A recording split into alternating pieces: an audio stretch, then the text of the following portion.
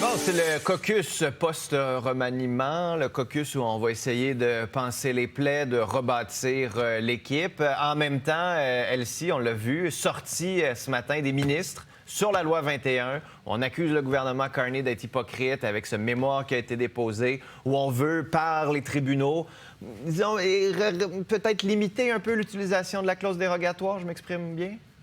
Ben oui, puis c'est une excellente sortie là, des ministres Jolin Barrette et puis Roberge, une sortie attendue, nécessaire. C'est grave là, ce qui se passe au niveau fédéral, l'attaque frontale face au Québec, mais face aux provinces. L'Alberta, l'Ontario, par ailleurs, soutiennent le Québec là-dedans. C'est que effectivement, on vise pas de front la loi 21 sur la laïcité. On fait pire, on vise à restreindre l'utilisation de la clause dérogatoire. C'est vraiment une attaque frontale sur les pouvoirs constitutionnel du Québec et ils ont raison, la CAQ, de sortir fort là-dessus. J'espère les entendre à plusieurs occasions. Le Bloc québécois le fait aussi, le Parti québécois. Bon, un peu surprenant la position de Pablo Rodriguez, les libéraux qui, eux, trouvent que c'est normal de contester ça, ultimement. Donc, les libéraux québécois qui vont à l'encontre d'une position traditionnelle. Là. Tu sais, Robert Bourassa a utilisé la clause à plusieurs occasions en amont et par après. Donc, c'est vraiment un changement de cap là, de la part des libéraux modernes. En même temps, Antoine, le ministre Sean Fraser, ministre de la Justice fédérale, dit « Oui, mais cette cause-là dépasse simplement la laïcité.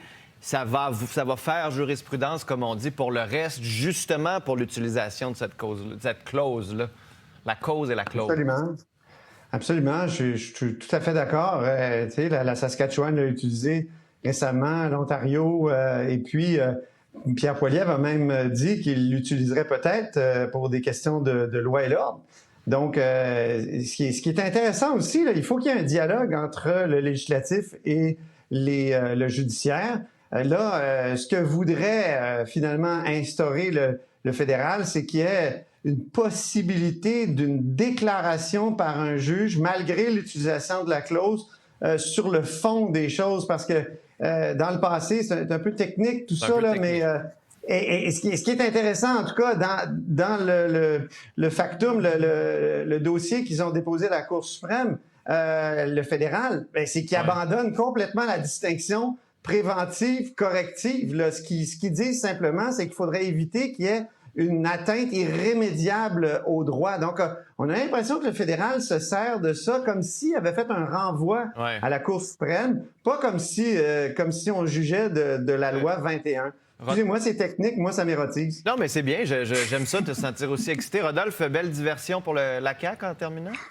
Oui, c'est sûr que le timing est très intéressant, mais je pense que tous les élus du Québec et tous les élus de toutes les provinces devraient voir cette cause, et pas seulement le Québec, l'Ontario, la Saskatchewan. C'est vraiment le pouvoir de toutes les provinces. Et est-ce qu'on veut un gouvernement par les juges? Ça, c'est une question qu'il faut se poser. C'est pas au fédéral de baliser des pouvoirs des provinces.